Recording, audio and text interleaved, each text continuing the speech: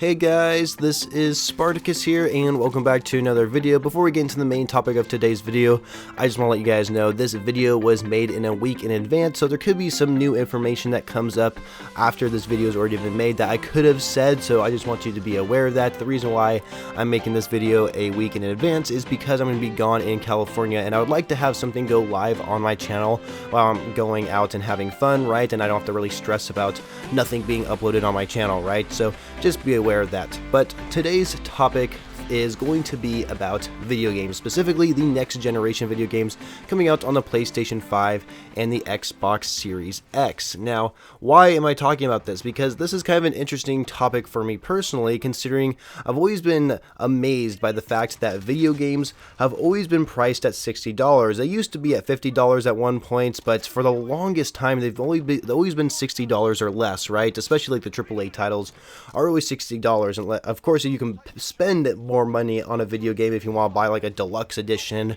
or a special edition of the game of some sort, you know, but you guys get what I'm saying. But recently, it seems like with information coming out about the next generation games, for example, NBA 2K21, they announced that game's going to be cost at $70, and this is the only game that I'm aware of that's going to be coming out for the next generation consoles that's going to be priced at $70. And the reason why they're doing that is because they kind of want to start keeping up with inflation, you know.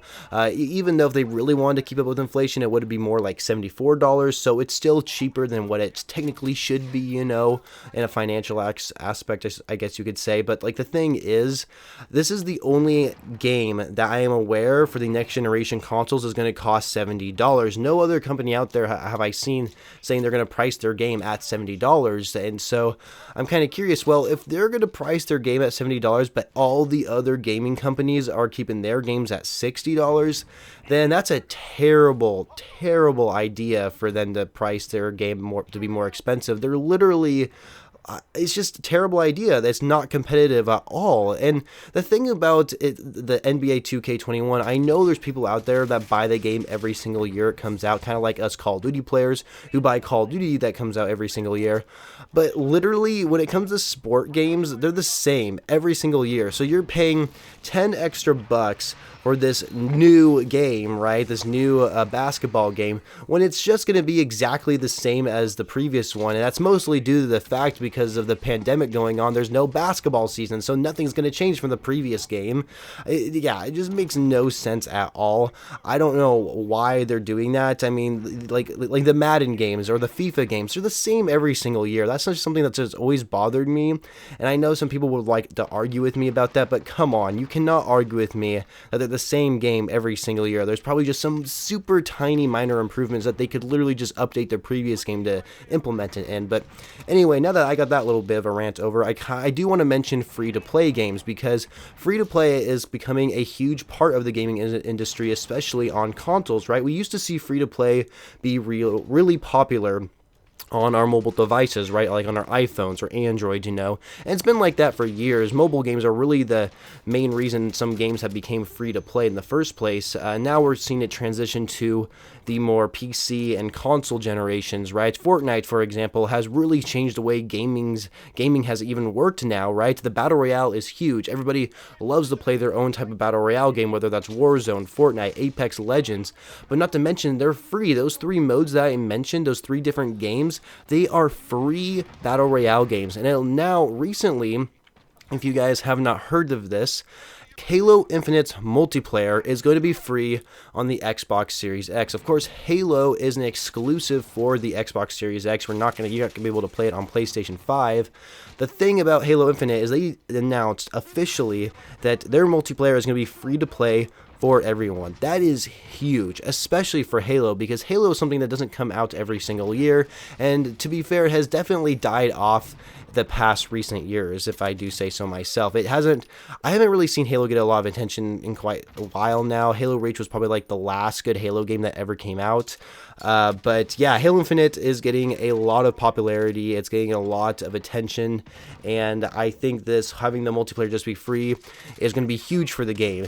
And seeing the NBA 2K21 game become $70 and then seeing Halo Infinite's multiplayer be free for everyone, I'm kind of thinking to myself, which direction are video games going to go forward? You know, these are only 2 games out of the next generation consoles we kind of have official price tags on, if there even is a price tag on it.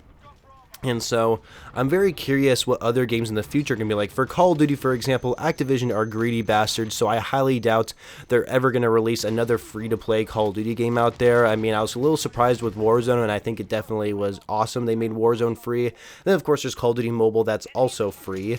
So, yeah, and then, of course, we have a $70 NBA game. So I really have no idea which direction video games are going to go towards, whether that's the $70 path or the free-to-play path. I honestly believe free-to-play is the path that video games are going to go towards now. And of course, like, buying microtransactions, all that kind of stuff is the best way, like, companies make money. I mean, it's like the #1 way that these gaming companies make money, actually. And so it's very interesting some of these, which path this might actually go. I don't know, which do you prefer, the free-to-play path or the $70 path? Personally, I think I'd rather go with the free-to-play path, just because if I'm going to spend money on the game, at least I'm spending it like on microtransactions. That's the only reason, like, I know I'd spend it on.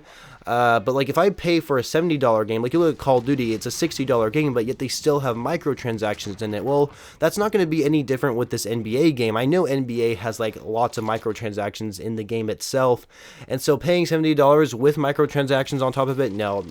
I'd much rather have a free-to-play game and then spend money on the microtransactions if I wanted to.